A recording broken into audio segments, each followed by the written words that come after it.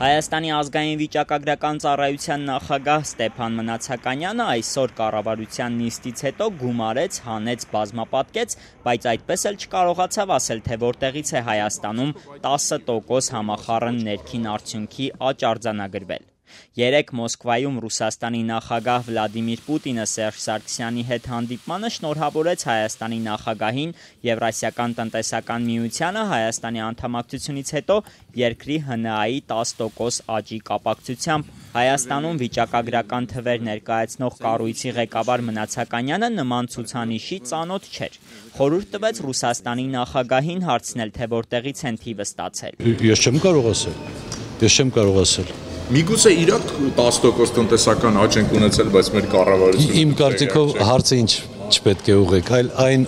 անձանց, ովքեր հաշվարկել են եւ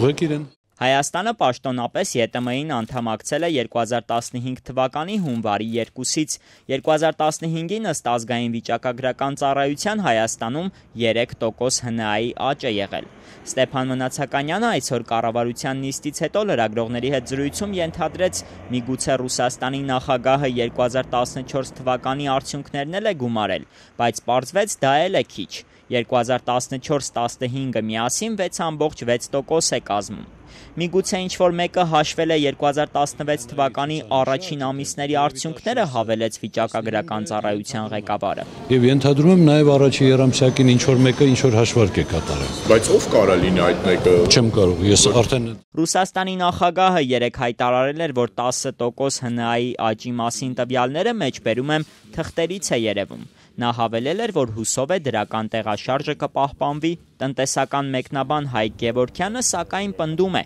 ոչ թե ՀՆԱ-ի աճ է եղել, այլ անկում։ Նրա կարծիքով Պուտինի ներկայացրած թվերը համեմատական են 2013-ի եւ 2015-ի միջև։ Դրամով հաշվելու դեպքում իրոք աճը 10% է։ Մինչդեռ Գևորգյանը պնդում է, որ ՀՆԱ-ի իրական թիվը ստանալու համար այն պետք է դոլարով հաշվել։ 11.1 միլիարդ դոլարից ՀՆԱ-ն նվազել է 10.5 միլիարդ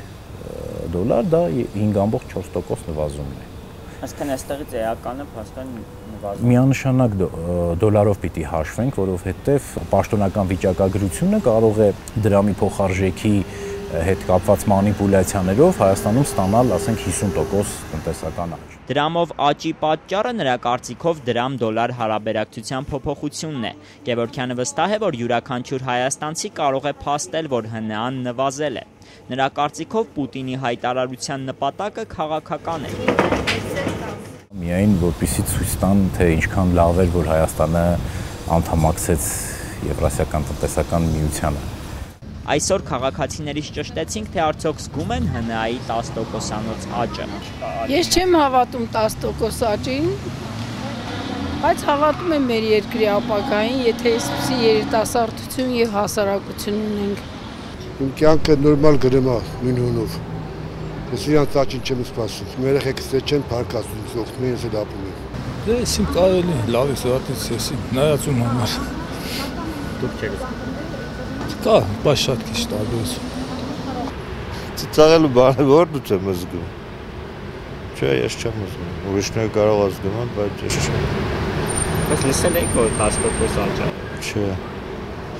2%, 3%։ Բայց տարիների ընթացքում 2-3%-ով աճում է, բայց արդյունք չկա։ Ես փոփոխություն չեմ զգում, որովհետև ինչպիսին կյանքը կար, այդպիսին էլ իմ համար շարունակվում է։ Երեկ Պուտինի հետ հանդիպմանը Հայաստանի նախագահն էլ հայտարարել էր, որ ապրանքաշրջանառությունը Հայաստանի եւ Ռուսաստանի միջև այս տարվա առաջին կեսին աճել է 12%-ով։ Այս աճը Հայաստանի նախագահը կապել էր ԵՏՄ-ին Հայաստանի անդամակցության հետ։ Հայկ Գևորգյանը համաձայն է, այս տարվա առաջին կեսին ապրանքաշրջանառությունը աճել է, մինչդեռ ընդհանուր տարվա ցուցանիշներով անկում է նկատվում։ 2013 թվականին արտահանվել է 334 միլիոն դոլարի ապրանք, իսկ 2015-ին 225 միլիոն։ Այսինքն էական կտրուկ շեշտակի անկում ունենք։